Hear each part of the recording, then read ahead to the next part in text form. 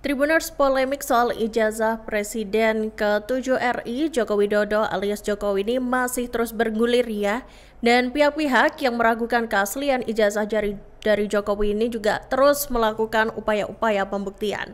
Setelah gugatan di beberapa pengadilan negeri tak dapat diputus nih, Tribuners, seorang alumnus Universitas Gadjah Mada UGM, kini menempuh upaya lain dengan mengajukan gugatan sengketa ke Komisi Informasi Publik atau KIP.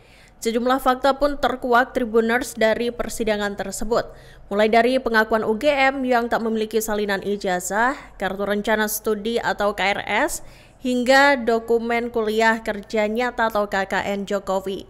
Dari pihak KPU sendiri, ternyata juga beberapa pengakuan justru membuat publik terkejut nih Tribuners. Yang mana KPUD Solo misalnya ini mengaku telah memusnahkan seluruh dokumen pendaftaran Jokowi saat maju di Pilwalkot Solo. Sementara itu pihak KPU Pusat juga tidak bisa nih menunjukkan salinan dokumen Jokowi saat maju sebagai calon presiden.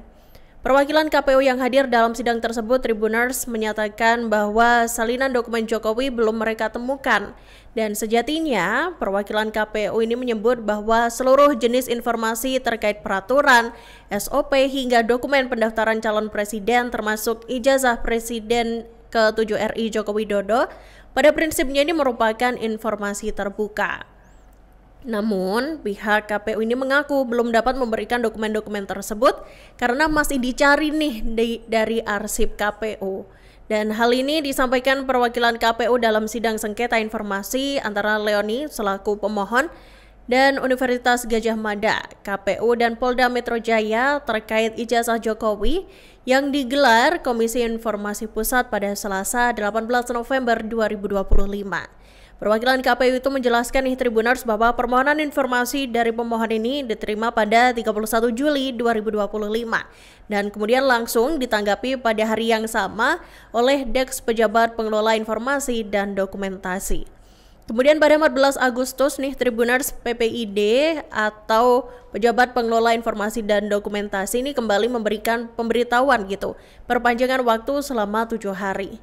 Namun pemohon kemudian mengajukan sengketa pada 14 Oktober 2025 karena dia ini merasa informasi yang diterimanya ini nggak lengkap Tribuners.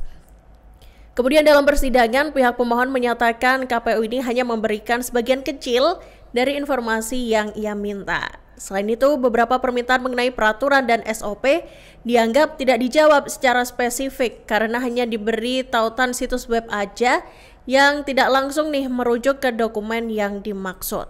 Namun dokumen verifikasi itu sendiri juga belum tersedia secara lengkap.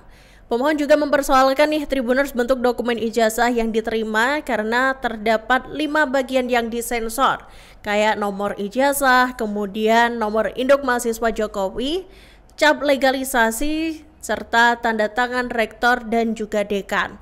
Perwakilan KPU kemudian menegaskan nih Tribuners bahwa semua dokumen dan SOP terkait verifikasi ijazah, pengelolaan data, serta publikasi dokumen pendaftaran ini merupakan informasi terbuka dan sudah tersedia dalam jaringan dokumen dan informasi hukum atau JDIH KPU. Terkait berkas pendaftaran termasuk salinan legalisir ijazah Jokowi nih Tribuners, KPU ini menyatakan dokumen itu juga bersifat terbuka. Namun KPU mengakui memang pihaknya ini masih mencari-cari sejumlah dokumen verifikasi karena terjadi perpindahan gudang arsip. Dan seiring dengan itu, Tribuners, Ketua Komisi Pemilihan Umum KPU Kota Solo yakni Justinus Arya Arteswara ini membantah nih Tribuners bahwa pihaknya telah memusnahkan salinan dokumen milik Joko Widodo atau Jokowi saat mencalonkan diri sebagai calon wali kota Solo pada tahun 2005 silam. Dia menegaskan nih Tribuners, dokumen yang telah dimusnahkan ini adalah buku agenda surat ketika Jokowi ini mendaftar sebagai calon wali kota Solo. Arya juga mengatakan buku agenda tersebut ini berisi tentang informasi terkait tanggal dan juga agenda masuk salinan dokumen milik Jokowi. Jadi menurutnya pemusnahan buku agenda tersebut telah sesuai nih dengan peraturan KPU nomor 17 tahun 2023 tentang jadwal retensi arsip Komisi Pemilihan Umum, Komisi Pemilihan Umum Provinsi dan Komisi Pemilihan Umum Kabupaten Kota. Arya kemudian menjelaskan nih Tribuners bahwa salinan dokumen milik Jokowi ini masih lengkap dan tersimpan oleh pihaknya. Bahkan nih dia juga menyatakan begitu Tribuners bahwa pihaknya ini juga sudah menyerahkan dokumen ijazah milik Jokowi sesuai dengan permintaan penggugat. Adapun penggugat yang dimaksud yakni adalah pihak yang melakukan sengketa terkait ijazah Jokowi di Komisi Informasi Pusat.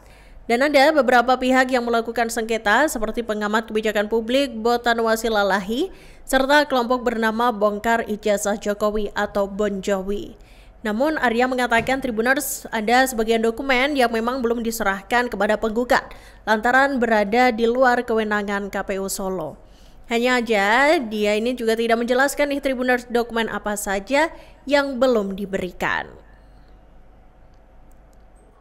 Ini kami sekalian meluruskan ya, kemarin itu yang ditanya itu kan perihal permintaan dari pemohon itu untuk nomor dan tanggal surat agenda berkas masuk ya, untuk nomor dan surat agenda masuk. Nah itu kami juga belum, apakah yang dimaksud itu buku agenda seperti ini misalnya ya. Nah kami dalam menjawab itu secara administrasi untuk agenda surat masuk itu menurut jadwal retensi itu musnah seperti itu. Jadi bukan berkasnya pendaftaran Pak Joko Widodo itu kami musnahkan, bukan. Jadi itu kami dalam menjawab itu secara administratif itu sudah dapat dimusnahkan seperti itu. Dan itu ini ya, jadi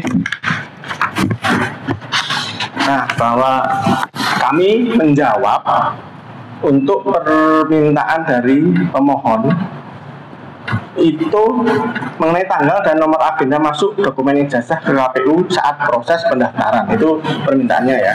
Dalam menjawab kami menyebutkan di poin 10 jawaban kami itu bahwa terkait informasi tanggal dan nomor agenda masuk dokumen ijazah, dokumen tersebut sesuai dengan Peraturan Komisi Pemilihan Umum Nomor 17 Tahun 2023 tentang jadwal retensi arsip Komisi Pemilihan Umum, Komisi Pemilihan Umum Provinsi dan Komisi Pemilihan Umum Kabupaten Kota, bahwa agenda surat memiliki jangka waktu penyimpanan 1 tahun aktif dan 2 tahun inaktif, selanjutnya musnah. Sehingga jadi itu yang dimaksudkan bukan berkas ijazahnya yang musnah gitu. Dan kami selama saya menjabat itu tidak pernah melakukan pemusnahan terhadap dokumen. Jadi kami hanya meluruskan itu. Dan kemudian dari Majelis Hakim untuk masih terkait dengan polemik ijazah Presiden ke-7 RI Jokowi nih Tribuners. Jadi ada kubu yang memang gencar gitu ya membuktikan bahwa ijazah Jokowi itu palsu begitu. Mereka adalah Roy Suryo CS nih Tribuners, yang berisi Roy Suryo, kemudian ada Rismon Hasiholan Sianipar dan juga Tifauziah Tiasuma atau yang dikenal dengan Dr. Tifa. Jadi diketahui Tribuners ketiganya ini meninggalkan ruang audiensi dengan Komisi Percepatan Reformasi Polri di LSTIK Jakarta Selatan pada Rabu 19 November 2025. Berstatus tersangka kasus tudingan ijazah palsu Presiden ke-7 RI Joko Widodo, ketiganya ini ternyata tidak berkenan untuk berbicara gitu. Larangan ketiganya berbicara ini juga disampaikan oleh Ketua Tim Komisi Percepatan Reformasi Polri Profesor Jimli Asidiki Tribuners. Dan kemudian Rismon Sianipar ini menyayangkan nih Tribuners sikap dari Profesor Jimli yang tidak memperkenankan dirinya untuk menyampaikan aspirasi penelitian sebuah dokumen publik, yakni ijazah milik Presiden ke-7 RI Joko Widodo atau Jokowi.